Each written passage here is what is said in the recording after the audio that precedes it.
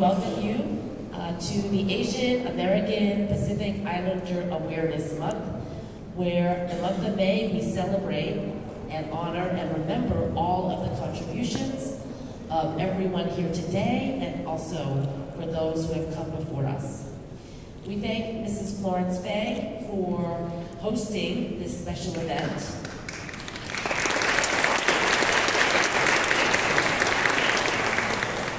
Titled Remember and Reinvigorate. And we thank the Asian Art Museum for allowing us to use this amazing place and also for being the launch pad for this, this Fang Family Launchpad exhibition that will serve as a permanent platform for emerging Asian artists in exhibiting their artwork to the world.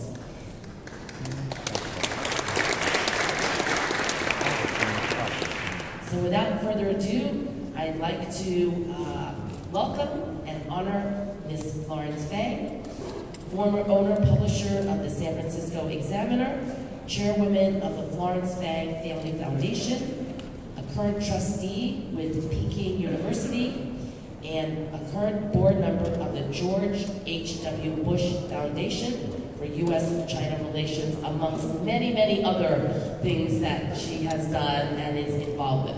Mrs. Fang. Thank you. My good friend, dear mom, thank you very much. And welcome. And thanks to everybody for coming to today's event. Today's event is going to honor Asian American Pacific Islanders, their contribution, their achievement in the United States of America. America is a nation of immigrants. People from all over the world have come into the America seeking for a better life. That including Asian American Pacific Islanders. And this month, in America, we call Asian American Pacific Islanders Heritage Month. Since the early 1800s, Asians already has been a part of America's history. We have contributed to all kinds of fields. You know, as most as known, the people know, the Chinese immigrants has helped to build transnational railroad that connect the east and the coast of America. At the end is make America economic growth, and now America is the world's biggest economic and the world's strongest powerhouse.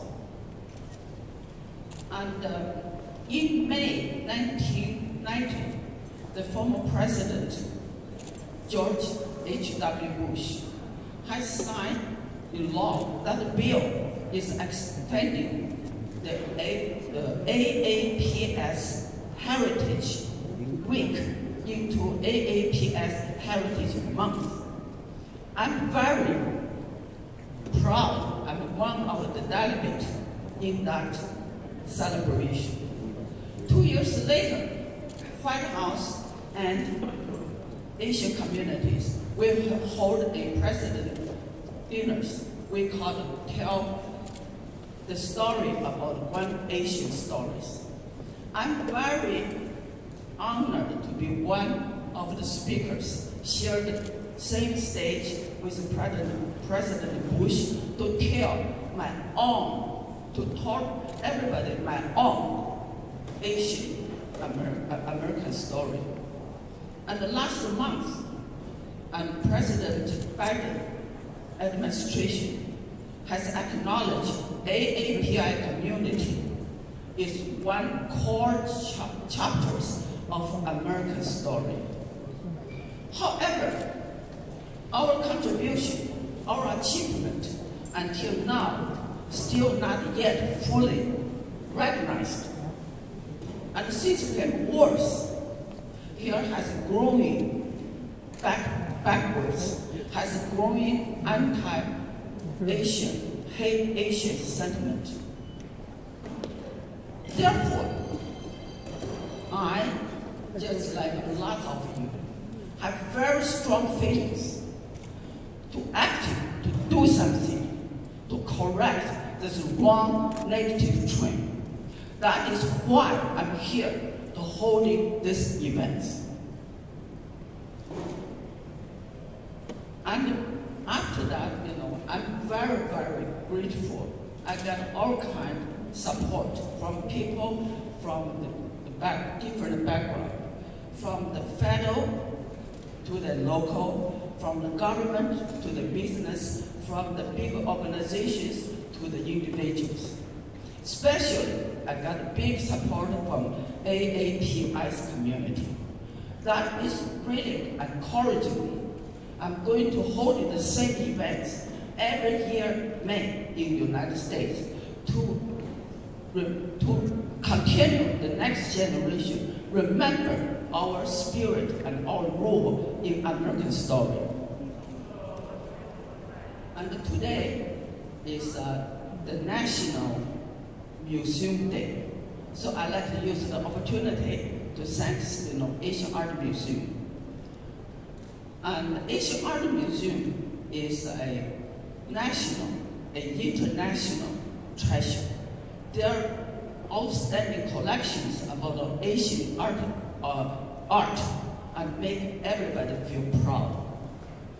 For further discovery and the celebration for AAPI's heritage, and Asian Art Museum is having a official grand opening ribbon cutting for family launchpad. That launchpad is just located right across this hall to the other side of Larkin. And right now, the launchpad, the purpose is to provide a public platform for all these emerging and modern Asian artists to show the talents there. Right now, we have 2 exhibitions. One is called Collect Letters. That is by Shanghai-born artist. Meaning is combined West and East. Another one is called The House of My House and My Home, and it's by a Iranian American artist. And he got this expression from Taj Mahal. And I hope this launchpad can serve as one of many bridges to connect the different communities, different countries, to aiming for mutual understanding, mutual cooperation. At the end, I like to say, I am immigrant. I am Asian American. I am living American dream. Just like the Vice President, Kamala Harris, she is the first time being elected Black Asian woman American. She said, America's dream belongs to all of us. So don't give up, keep forward, and thank you. Thank you, Mrs. Fang, for your leadership and standing up and organizing us to speak up and stand up, especially when our community is being harmed. And Stop Asian Hate has really awoken many of us that living in the state of California, we never thought that it would happen again to our community. And so we thank Mrs. Fang for her leadership and bringing us all together and recognizing all of our accomplishments and the fact that we all are Americans. So we have 4 awardees here today. We're going to bring them back on the stage after when Mayor London Breed joins us. But we're going to hear from these awardees today. So first is Professor Chen Ming Hu. Professor Hu is called the father of 3D transistor, right? For developing the FinFET in 1999. Intel hailed FinFET as the most radical shift in semiconductor technology in over 50 years. Modern computers, smartphones, and the internet all ran on 3D transistor processors. So thank you very much for your discoveries and allowing us to have all of this modern technology today. Dr. Hoover.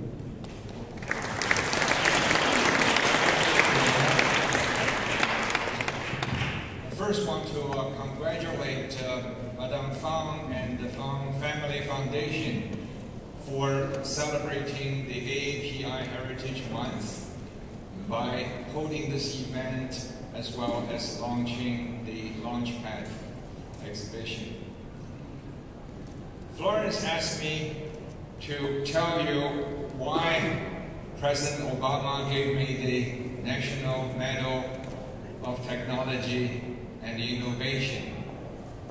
I agreed to do this as an example of AAPI technologists' contributions to the Bay Area, to this country, and to the world.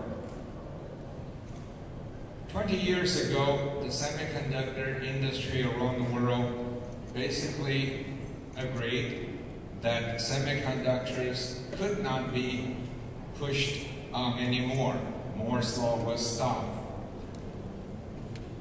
If that was indeed the case, then we would not have smartphones everyone, we will not have the cloud computing, we will not have the free phone calls to anyone, anywhere in the world, and we will not have the teleconferencing, remote work, remote commerce as we utilized to make the pandemic lockdown tolerable. And that's just the problem, small examples of the problems that we would expect the world to have and that need more problem-solving abilities. And I think semiconductor will continue to provide that problem-solving abilities. I'm thinking of the problem of not only the global warming, but also what experts says will happen after that. In 1,500 years from today, the next ice age will start. When that happens, at the depths of it, ice will cover the ocean between Asia and America. We need everyone, including AAPIs, to continue to generate more problem-solving abilities for the world. What I introduced 20 years ago was a way, not just an idea, but a method, a demonstration of how to make these semiconductors three-dimensional. It's just like stop building single-story buildings in San Francisco are turning into multi-stories, eventually growing into skyscrapers.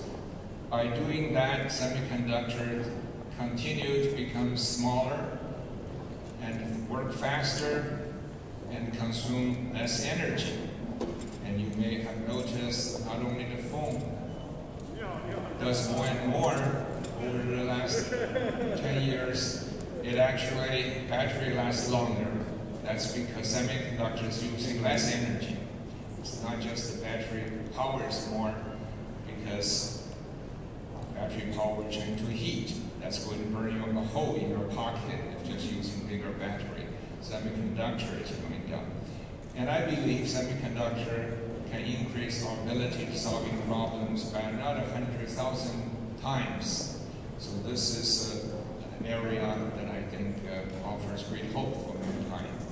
And I want to end by congratulating Madame Fang by his choice of celebrating the AAPI Heritage Month at this beautiful venue and combining it with the launching of the Fang Launchpad exhibition, because I believe that before the ice bridge connects America and Asia, we have to build more and better bridges right now between Asia and America.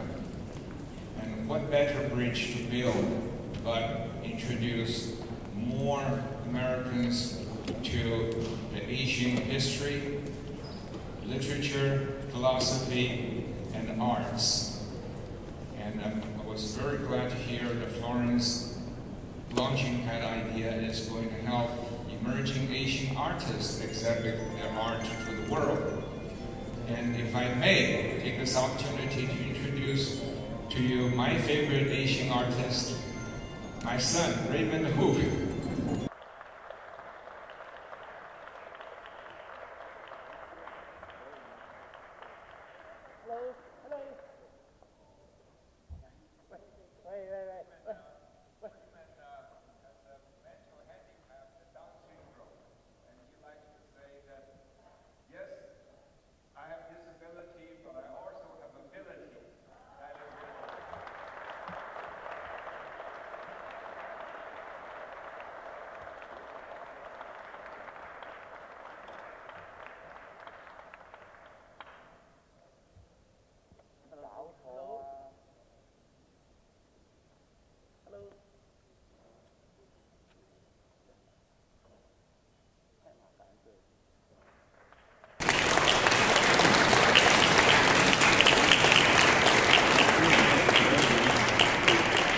Hello. Hello. Thank you. Wait. Raymond has a mental handicap, the Down syndrome, and he likes to say that, yes, I have disability, but I also have abilities. That is really good.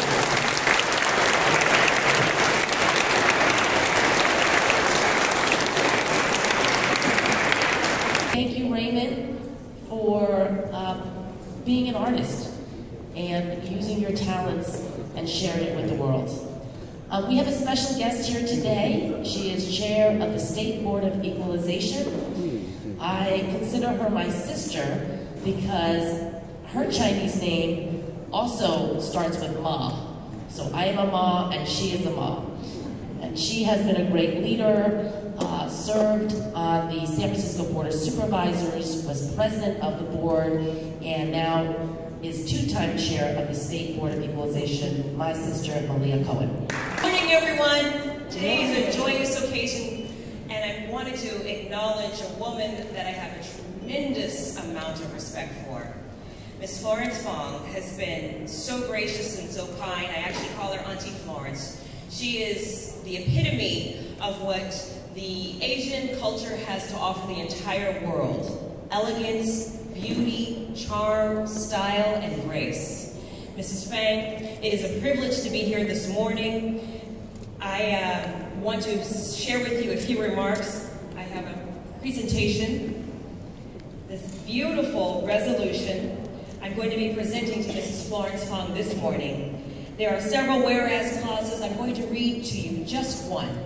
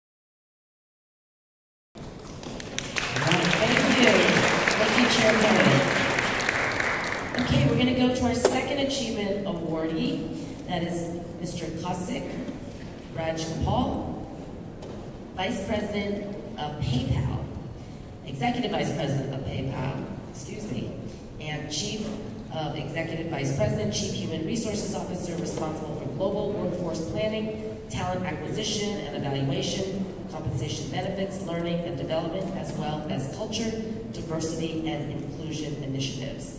Kosik?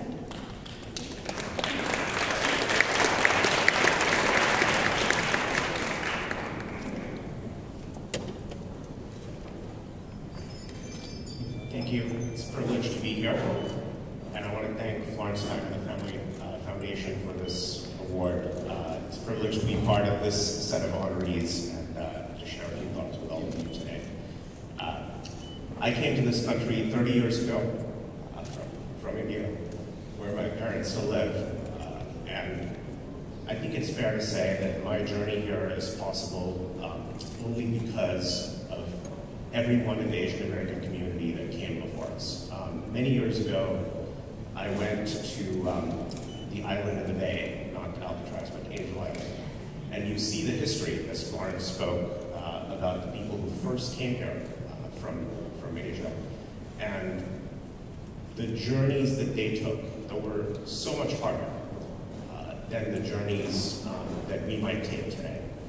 And I think one of the great qualities of the Asian American community is resilience. The capacity to face great obstacles, great challenges, and to be successful and pursue what we know and what we think is right, despite those obstacles. And I hope that as a community, that resilience stays with us and with our children to make great contributions, both to our community and to the country more broadly. In addition to resilience, I want to share two other thoughts with inspiration from traditions outside of the Asian American community. The first is from the African American community. One of my favorite poets is Maya Angelou, and she famously observed that in the long run, people will forget what you said. They will forget what you did, but they will never forget how you made them feel. And at the heart of that thought is empathy, which is the capacity to stand in somebody else's shoes, the capacity to look across the diverse tapestry of our Asian American community and say, I realize that we could have been born as each other. And to look beyond the Asian American community and say that we could be standing in someone else's shoes. We could be having your experience. That empathy, I think, is something that could make our community even stronger, even greater. And that's a source of inspiration that has stayed with me for a long time. And the final thought I want to leave with you is about courage. One of my favorite novelists is Victor Hugo, and I'm going to translate from memory, imperfectly from the French. In Les Miserables, he says, to dare, progress comes at this price. The dawn dares when it rises. To strive, to brave all risks, to persist, to persevere, to be faithful to oneself and what is right. At one time to confront unjust power, at another to defy drunken triumph, to hold fast, to hold hard. Such is the example that nations need and the light that electrifies them. And that courage is something that I think we need. I think back to the 6 words in the opening video that really struck a chord with me. We belong here. We are Americans. And when we experience discrimination and hate, it is important for us to respond with courage, with those words both in our minds and in our hearts. Thank you again for the chance to share these thoughts. Thank you for the privilege of this award. I look forward to continue to working with the Florence Fang Family Foundation. One of the things I do outside of PayPal is chair the Bay Area Council, which is a group of employers across the Bay Area that advocates for greater civic engagement, support for affordable housing, transportation, and other things that make this region a better place for all of us. And I hope to continue to partner across the Asian American community to further those goals. Thank you.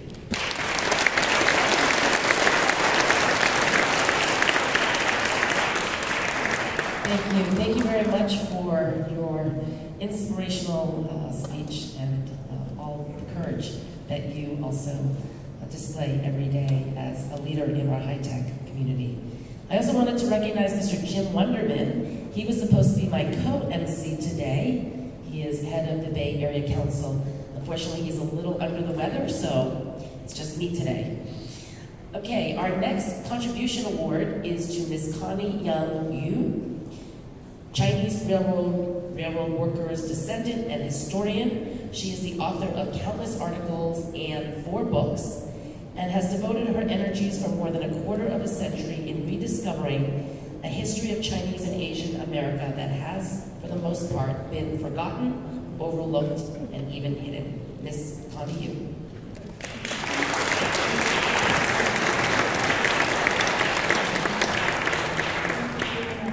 This has been such an inspiring, actually a huge change in my soul just to be here. I am so grateful to Florence Fang and her foundation for all she has done for AAPI Month and our history and our heritage, and for launching a new project, and for this momentous event, which is already overwhelming me. I am so inspired by the words of Kaisek Rajagopal. You know, you've already brought my sensibilities, and also to Dr. Chen Ling Hu and his son, who inspire me and motivate me to go further. So I'm very, very grateful. And to all of you honored guests for this, I just feel this encouragement and inspiration. You know, the message of this day is to remember and reinvigorate. This is a great message because we cannot go forward unless we look back. It is by knowing the truth of our history in America and that we stand on the shoulders of our ancestors. This is what will make us better and stronger. Asian Americans, in fact, all people of color, do not feel history in the same way as white Americans. We never learned about the experiences and contributions of our ancestors in school textbooks. Our history is from stories our parents and grandparents have told us of their struggles, hardships, and battles lost and won. And for the longest while, no one wanted to hear them but us. But now, because of the work of Florence Fang and her foundation and so many of the people here, we are relevant. AAPI Month is national. In San Francisco, it is permanent all year round. So this is indeed a celebration. I always knew my great-grandfather helped build the Transcontinental Railroad, the Iron Road, because my mother, his granddaughter, told me. Even though I never learned about Chinese contributions to California in public schools, I felt a pride. We Chinese have a stake in this country. The Transcontinental Railroad was a quintessential American enterprise, the greatest engineering feat of the 19th century, uniting the country, and we were part of that, building that. Our ancestors helped to build that. So I have been researching and documenting the story of Chinese workers building the Transcontinental for over 50 years.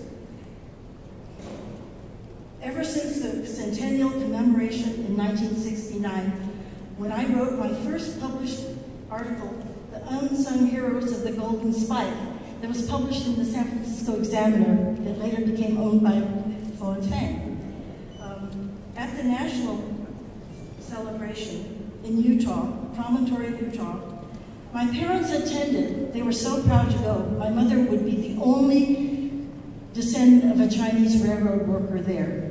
This was 1969.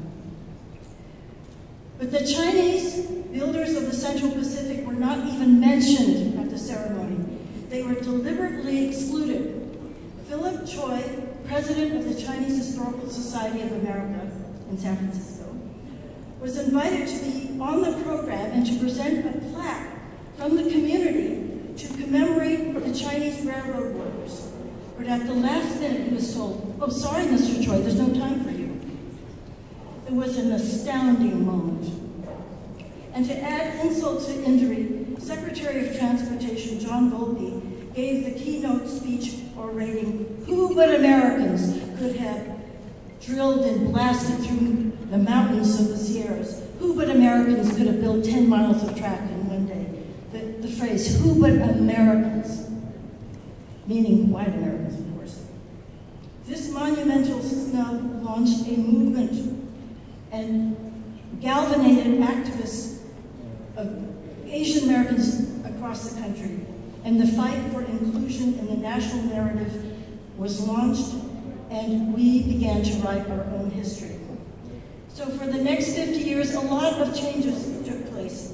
Certainly in textbooks, in the curriculum, a different way of approaching history. You could see it in the media. The rise of ethnic studies. And of course, in Sacramento, there was a Chinese railroad workers exhibit in the Railroad Museum that was very prominent, and exhibits across the country that included the contributions of Chinese Americans.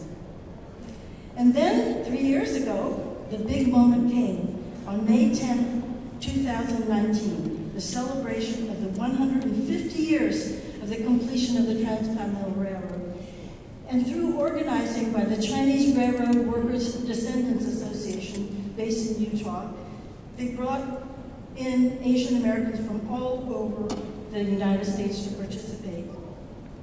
20,000 people were in attendance. There's a lion dance that opened the ceremony. I gave the commencement speech, and I could feel my ancestors looking down upon me. My last word of my speech was, "Done."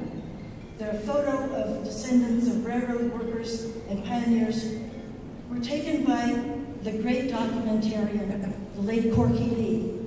The Chinese were in the picture at last. The next day, the Chinese Railroad Descendants Association, we had a conference in Salt Lake City, and this was at the gala breakfast. Everybody's spirits were high. We were so excited for what we had accomplished. The president of the association, Judge Michael Kwan, walked up on the stage to cheers. There was the American flag behind him. And then he stood in front of the mic and read a social media post that he had just received. And it began with this: "You Chinese crybabies, don't you forget that white people built this country. And, you know, you're joining the colored people in asking something handed to you. So why don't you just go back to where you came from?" That was part of the message he read. There was a moment of stunned silence, but it didn't last. Nothing was going to take away that moment of triumph from us. So we began celebrating the rest of the day with the conference and a dinner. We, Asian Americans who journeyed there, had put Chinese railroad workers where they belonged in history. But now today, I think of what has happened in this country since then, and the rise of anti-Asian hate, and we know we hadn't even scratched the surface. And this is the truth. There is a deep-rooted nativism in this country that keeps rearing its ugly head. And we've seen it with the continued terrorism toward Black people, which is what we witnessed with horror this past week. So we must go on. We must keep telling the history of awesome achievements by Asians, but also the history of institutionalized racism, the Chinese Exclusion Act that denied Chinese naturalization to citizenship, that kept Chinese and other Asians perpetual aliens, the driving out of Chinese from communities up and down the West Coast, the detentions on Angel Island. Only by grasping this history can we get to the root of today's anti-Asian hate and fight it, and not let up until it is truly done. So I made these, comments. I wrote these comments before I came to this meeting, and I am much more energized, much more inspired by all of you and Florence Fang's work and my fellow honorees, and I feel much happier and ready to work. Thank you so much. Thank you for your attention.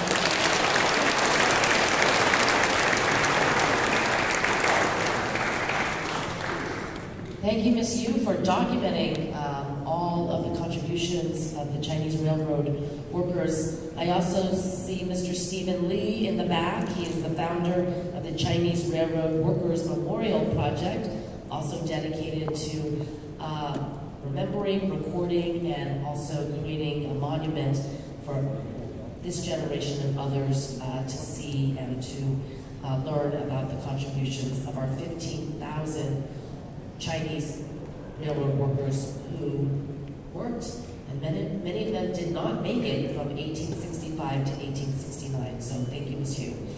And our last contribution awardee is to my good friend, Ted Fang. He's not able to be here today, but Ted, Dr. Sam So, and I started the San Francisco Hep B Free Campaign back in 2007. Some of you know that hepatitis B disproportionately impacts the Asian American community. My grandmother gave it to my mother at birth, gave it to me at birth, and our message is really to get tested, to know your status, and to take your health into your own hands.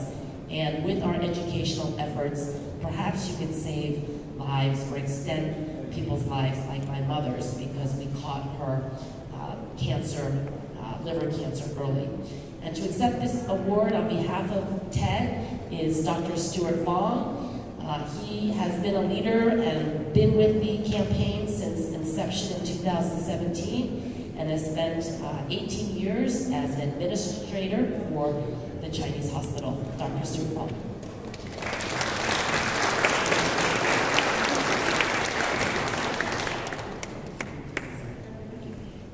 I'm honored and privileged to actually receive this award for Ted Fang as co-founder. But what's important is Ted is a visionary, huh? And now I see where he gets it from. He gets it from his mother. So thank you. Ted, as co-founder of SFFB Free, he's also a leader where he brings together our community to fight. And the SFFB campaign was one of these things that brought our community together. Again, Ted is a visionary. I'd like to also thank our treasurer, Fiona Ma. When we started SFFB Free, it was because liver cancer was a big issue in San Francisco. And so we made it a point to become the first city in the United States to be hepatitis B free. 6% of the population in the United States is Asian, but Asians carry 50% of the burden of chronic hepatitis B. So this is why we have SFFB Free. Again, it's the greatest Asian health disparity in the United States. And around the globe, hepatitis B is one of the chronic diseases that goes untreated. And so we have to fight this disease worldwide. We are part of the WHO, which is the World Health Organization. They have a strategy plan to eliminate hepatitis B by 2030. This is throughout the world. We're on the right track. We're getting there. I'm not sure we'll be able to meet the goal by 2030, but we're still going to continue to fight. All of this would not have happened without Ted and Fiona. And even Mrs. Fang was there in the beginning to promote SFFB because it is a community disease and we need to fight for our community. So thank you.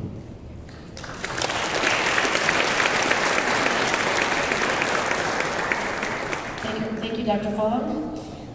And our next speaker is Catherine New, California Director of CARE at the Department of Justice. And CARE stands for the Office of Community Awareness, Response, and Engagement. She joins the Attorney General's office with over 15 years of diverse experience in management, specializing in policy, advocacy, program development for governmental and nonprofit organizations. Thank you, Ms. New.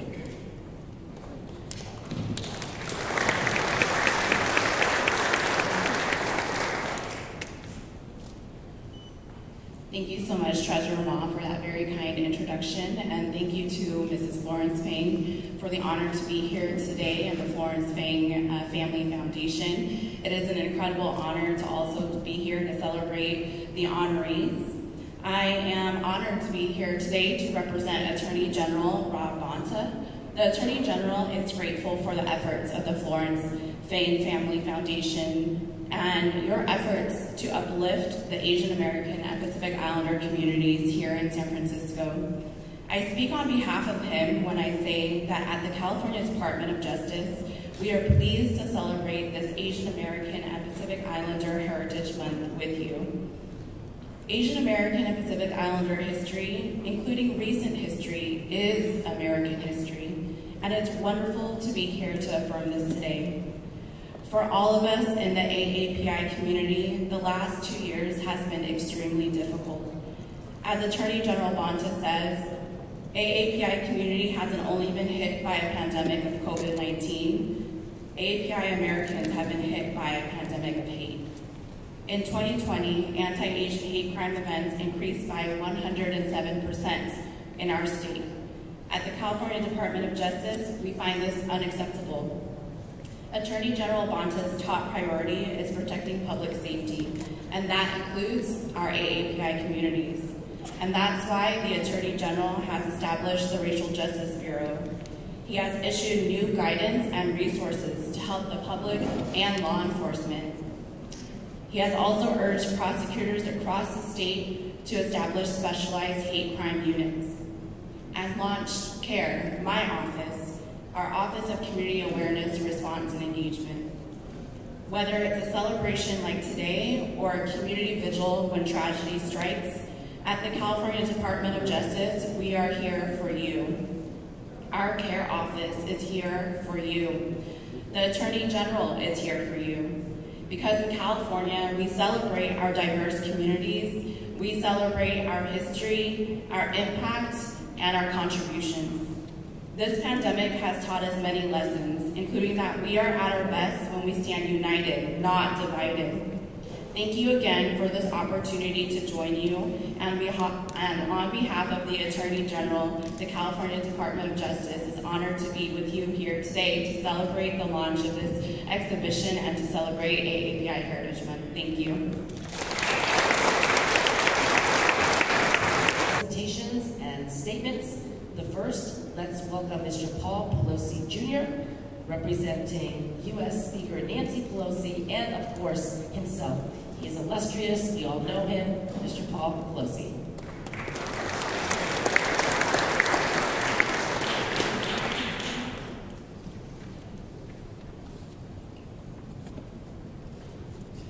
Thank you everybody for coming out today to celebrate Florence.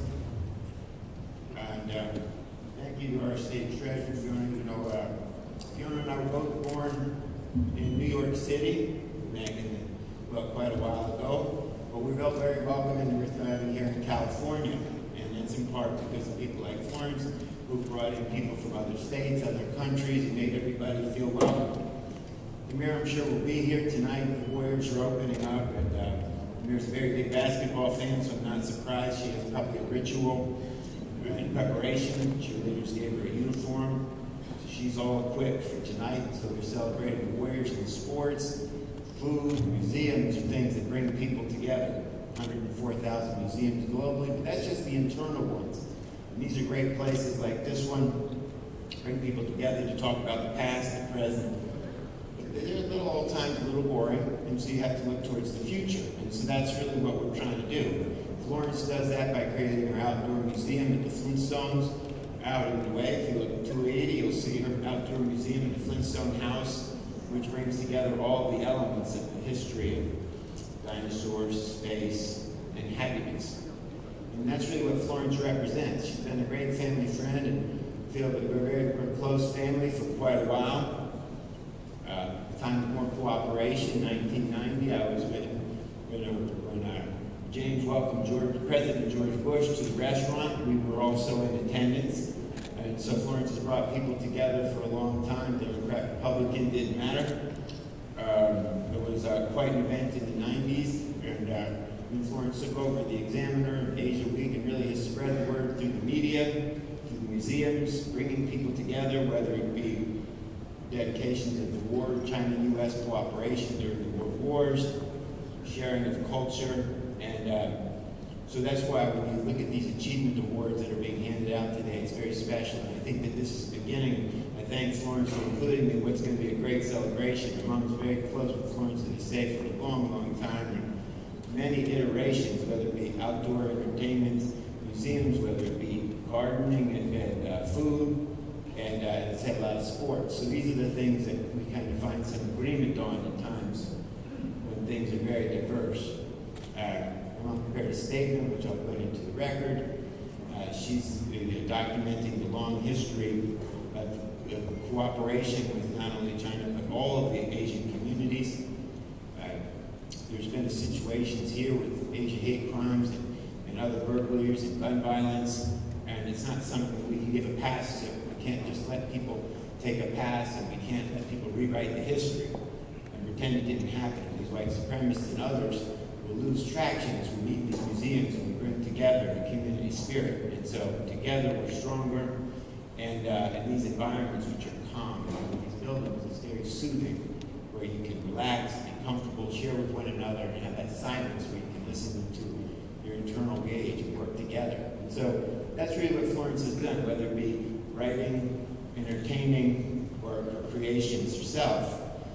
She's really brought families and communities together. It's been a joy to watch her. And I think that this next chapter with these awards will really heighten really a community spirit, bringing people together, making us all feel welcome in California, as we look forward to celebrating the moments going forward and celebrating the human experience together. And it's that kindness that she brings and shares with everybody in the room. And I want to thank everybody for coming out to support Florence.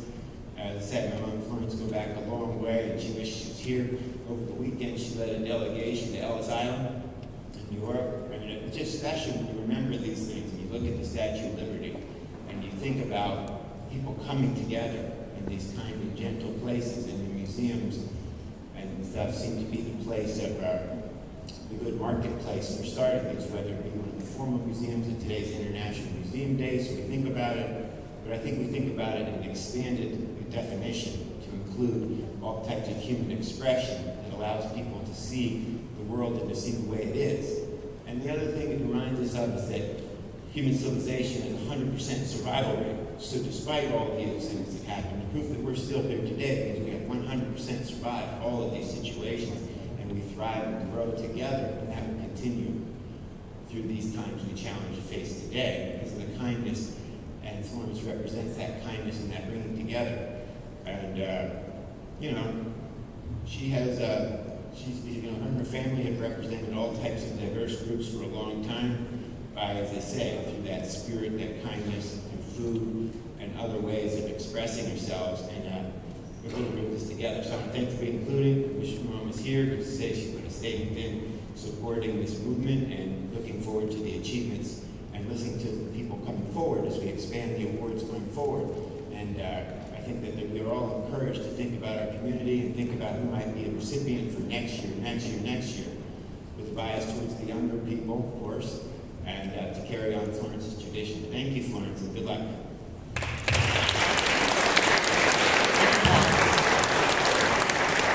I love your suit. Looking very dapper. Okay, the next speaker is Dr. Yahweh Liu, representing the Carter Center.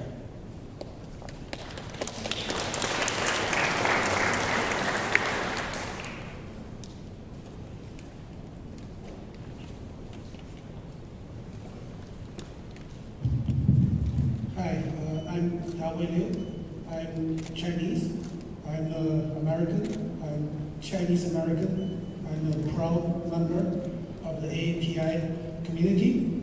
I'm here to represent the CEO, President Carter, Mrs. Carter, and the CEO of the Carter Center to read a letter of greeting. But before I do that, I just want to share a few thoughts of my standing here today with all proud members of the AAPI community. You know, some of the shocks I have experienced when I was in China, as well as the shocks I experienced here in America. So the first shock I had is I was flabbergasted on December the 16th, 1978, I was a freshman in college when I heard among the PA that U.S.-China are going to normalize relationship effective January the 1st, 1979. Because we grew up being told that this is the evil country that we're all going to bury eventually. How come that the two countries, President Carter and the Vice President Deng Xiaoping, made the decision, a momentous decision, to normalize the relationship between the two countries? My second shock, again experienced in China, is in 1887, I was admitted by the University of Hawaii to be a graduate student, because I thought I had a physical disability. I was almost denied admission into the college in China, that I feared of applying to American University because I thought I'm not going to be able to pass that physical, but I was admitted. The third time I was shocked is actually in 1989. I was admitted by Emory University to pursue a doctorate degree in American history, and I got the fellowship from Woodruff, who happens to be the chairman of the board of Coca-Cola. I never imagined a Coca-Cola company could support, foreign and American students to pursue a higher degree in academics. And starting from that point, I quit drinking Pepsi or any other soft drinks, because Coca-Cola is the one that made all the difference. And of course, I was shocked, last year that Asian women were murdered brutally in Atlanta, and that really launched this nationwide campaign for all of us to unite, to remember, to invigorate. Second to the final shot is on New Year's Eve, Christopher Wray, FBI director, in the speech at the Ronald Reagan Library in Silicon Valley, California, said exactly the same thing he said in 2019 when China Initiative was introduced.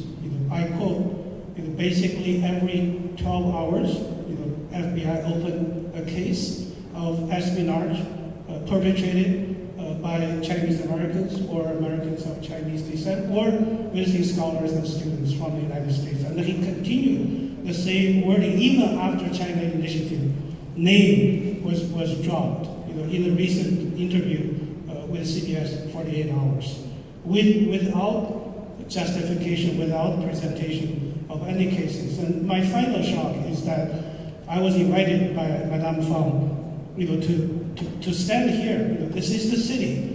173 years ago, Chinese 49ers came over here to mine for gold. And of course, they were denied the opportunity to mine for gold. The same place, 40 years later, after that is the Chinese Exclusion Act of 1882, originated from here. To be able to speak in this very place, to share my thoughts with you, that's really a shock to me, but I'm also proud.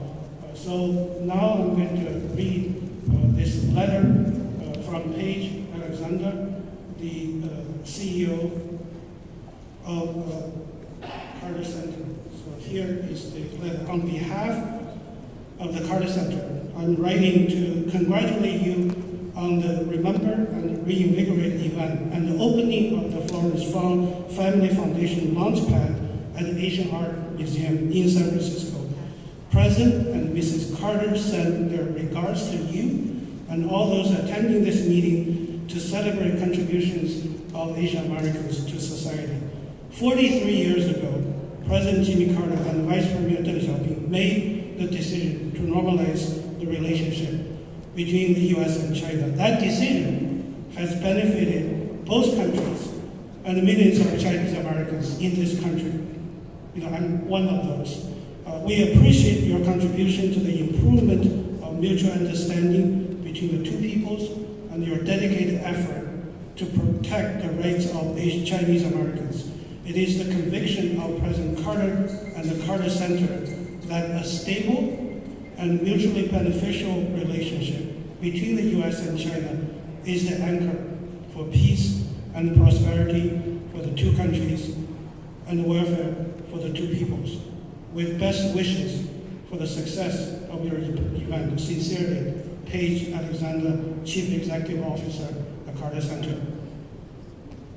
So lastly, I want to echo what Kosik and Paul said earlier, is that this inaugural award ceremony is not going to be a one-off, so it will continue year after year, so that we're all remember what Kosik said earlier, the 6 powerful words. We belong here. We are Americans. So I would like all of you to join me in applauding Madame Fang in celebrating her achievement, her realization of her American dream, for her organizing this event, and also encouraging her to continue the award ceremony so that we are remembering and we are reinvigorated yearly that we belong here, we're all Americans.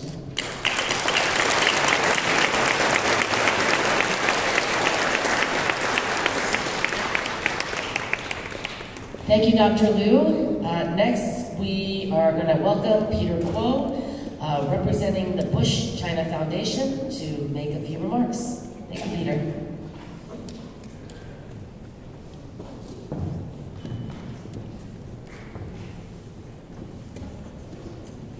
大家好，方律师你好。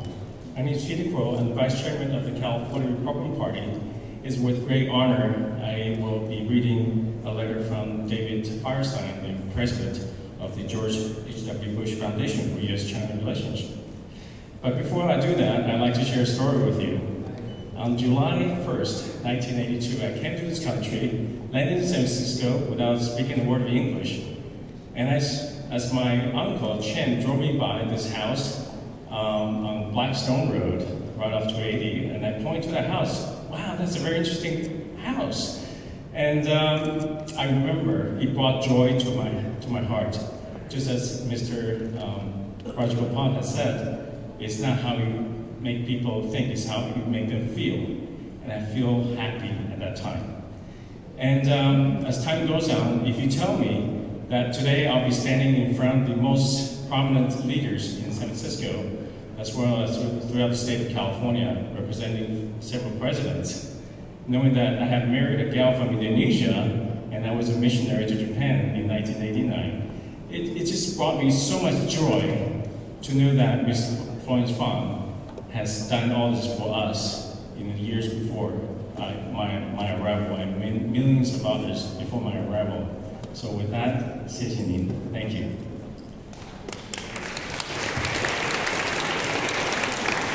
And this is a letter from President and CEO of George H.W. Bush Foundation, Mr. David Firestein. Dear Florence, the George H.W. Bush Foundation for U.S.-China Relations applaud the Florence Fang Family Foundation on hosting of this event. Remember and reinvigorate a celebration of Asian American Pacific Islanders, AAPI Heritage Month. The Bush China Foundation strongly supports the cause of recognizing the merit and profound contribution to the American life made over many years by the AAPI community. 30 years ago, President George H.W. Bush signed into the law a bill that extended AAPI Heritage Week into a full month. And on May 29th, 1992, you shared the stage with President Bush and delivered remarks at the AAPI Heritage event in Los Angeles entitled An American Story. As President George H.W. Bush wrote for your biography, America is a tale of immigrants who came to this land to build nations and better their lives. The Florence Fang story is yet another chapter in the American experience. Her pursuit and fulfillment of the American dream reminded us that America is truly the land of opportunity. The Fang Family Launchpad exhibit at the Asian Art Museum here in San Francisco is a vivid example of a platform that served as a bridge between communities in the cause of furthering mutual understanding. Once again, Florence, congratulations on this important event. Your community leadership and your steadfast commitment of building bridges of understanding and friendship. Our nation is stronger for those efforts. Thank you so much.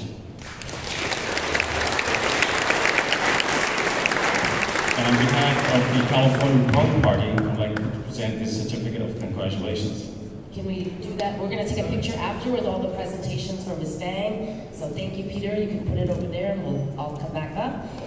Without further ado, the Honorable London Breed, Mayor of the City and County of San Francisco. She has made history as the first African-American woman mayor here and only the second woman as mayor in San Francisco. Born and raised here, served on the San Francisco Board of Supervisors as their president, but more importantly, a close friend of the Fang family. Mayor.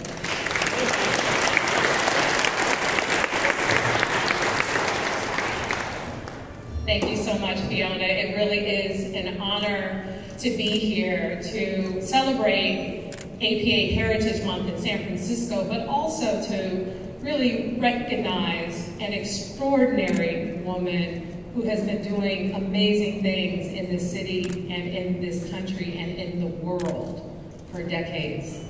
And I want to take it back just a little bit to remember, because today is about remember and reinvigorate. I remember when I first had the opportunity to meet Florence Fang in person. At the time, her family were owners of a number of our newspapers, including the Examiner here in San Francisco. And we were talking about bringing a group of these incredible dancers to San Francisco. You remember that? And we were looking at places in Treasure Island for them to stay.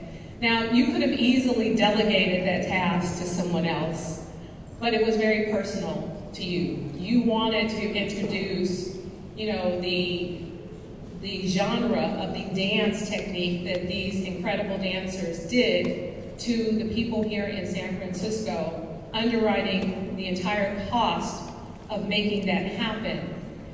Because of your support for the arts, I am not surprised that the Launchpad exhibit, which we are highlighting today, is a part of your legacy as well in providing new and emerging artists of Asian descent to be seen at a place like the Asian Art Museum, to have their work exhibited at such an extraordinary location. We know that Florence Fang is not only a big supporter of the arts, but she truly believes in education and uplifting people as a whole. And I have the pleasure of going to China, to Beijing in particular, at Beijing University, where because of her contributions and the support for a program that helps to pay for people who come from America to learn Mandarin at Beijing University, to develop that cross-cultural relationship, a building was named in her honor, and I had the pleasure of being there and hearing about all the wonderful things that she has done for young people there and young people here in the United States to further their education and to further their bilingual ability. We know that during this global pandemic, there have been a number of challenges. And when I think about the history in this country of what the Asian community in particular has endured, I can't help but think of how blessed we are that people like Florence Fang are there to help build those bridges and deal with those challenges. 80 years of Japanese community being in internment camps, 140 years since the Chinese Exclusionary Act, and just recently in our country's history, recognizing people of Chinese descent who actually were very instrumental in World War II in helping to defend this country. So much history and so much need to bring those things to light. And as this pandemic occurred, further challenges that exist with the API Hague that really tried to not only destroy this community, but destroy the cross-cultural bridges that all of us are trying to build to bring our communities together. Florence Fang has been doing that bridge building for so many years.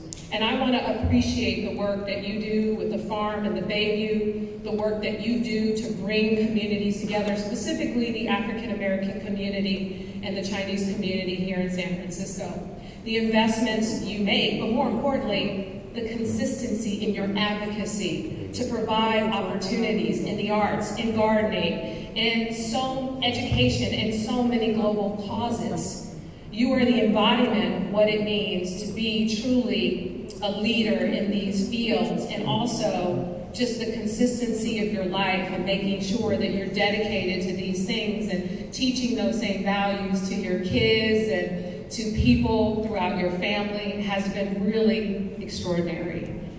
And I appreciate it more than ever, because we need more than ever to come together, to show support for one another, to uplift one another. The conversations can't just happen when there's a problem. The conversation has to continue to happen. The education around the history of the challenges need to be brought to the forefront so that we don't continue to repeat the same mistakes of the past. Florence Fang understands that.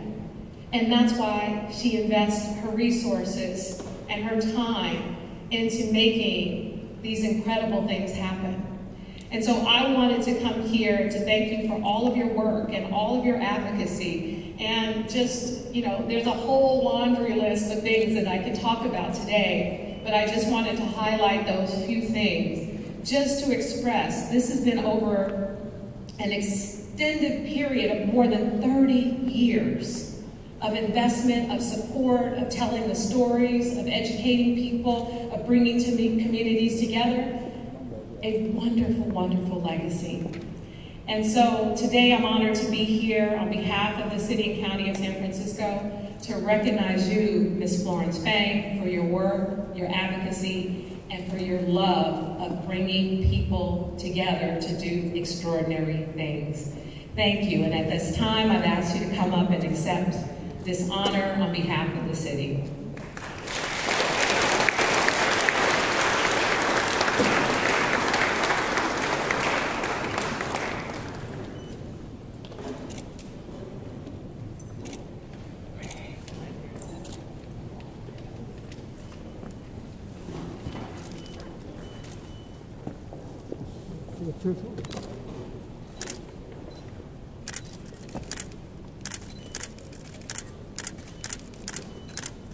Let's give another round of applause for Ms. Florence.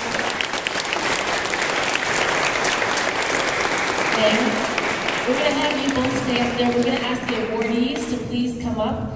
We're going to do the awards presentation now. So Dr. Hu, Professor Hu, Cosmic Rajgopal, Connie Young Liu, and Dr. Stuart Long.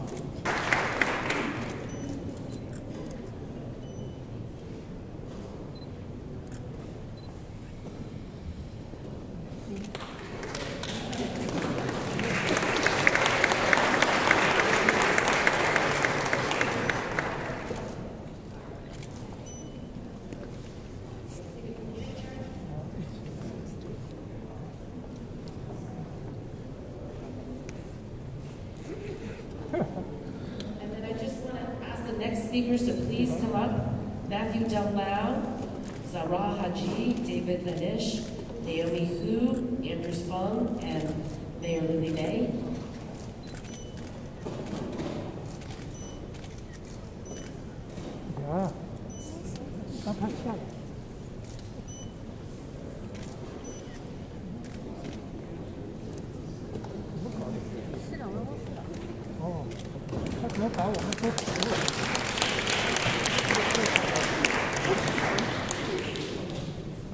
Thank you to the awardees. Thank you, Mayor, for honoring us with your presence. And next we have Matthew Del-Lau representing California Governor Gavin Newsom and California Lieutenant Governor Eleni Kounalakis.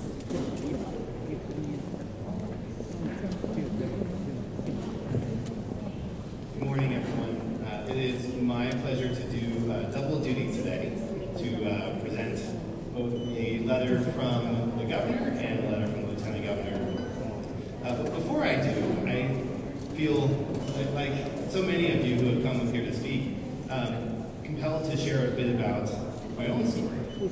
My grandfather came from the Philippines with $5 in his pocket, gave 2 of them to a friend that he met on the ship, and proceeded to build a life in Stockton, picking asparagus, started a family, eventually bought a house, truly the California and the American dream.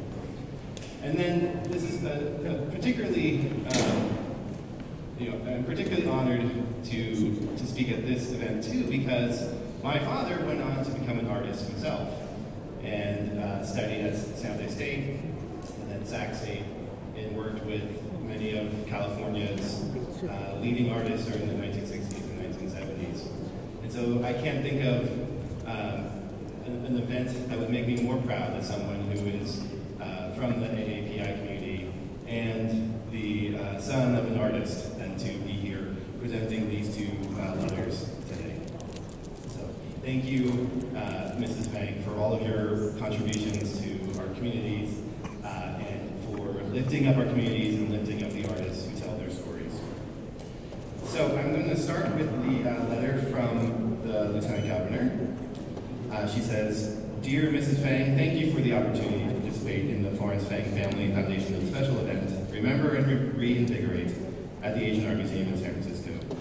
I can think of no better way to commemorate Asian American and Pacific Islander Heritage Month than to reflect upon the innumerable contributions made to the United States of America and to California by those who trace their heritage to Asia. Likewise, it is necessary that we recommit ourselves in this special month to acknowledging and addressing the challenges still faced by those of Asian ancestry. From the earliest days of California statehood, immigrants from China and elsewhere in Asia, their descendants and more recent arrivals have left their mark on the cultural, economic, political, legal, and geographic landscape of our Golden State. From the days of railroads, small laundries, restaurants, and shops, to the modern era of manufacturing, innovation, creativity, academic excellence, and the financial leadership, we all see in all facets of our society the important influence of Chinese and other Asian American citizens. But those contributions have not been made without a cost. Along with these impressive accomplishments, anti-Asian sentiment has also been present since the beginning, and sadly still remains with us today. Indeed, anti-Asian racism and discrimination was even once institutionalized in the laws of our nation and state. There remains a constant daily battle to counter and move beyond those dark vestiges of our past. We must continue to strive for more just and equitable society for all. We must not tolerate acts of hate or violence directed at our Asian American brothers and sisters. We must act together with a sense of unity and purpose to preserve, to protect, and to improve upon our wonderful and welcoming, diverse, and tolerant society.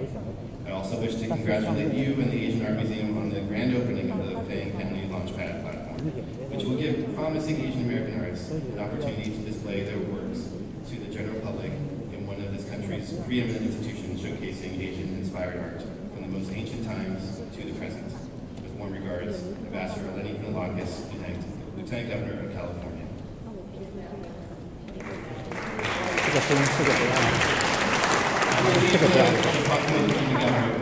Perfect, thank you so much.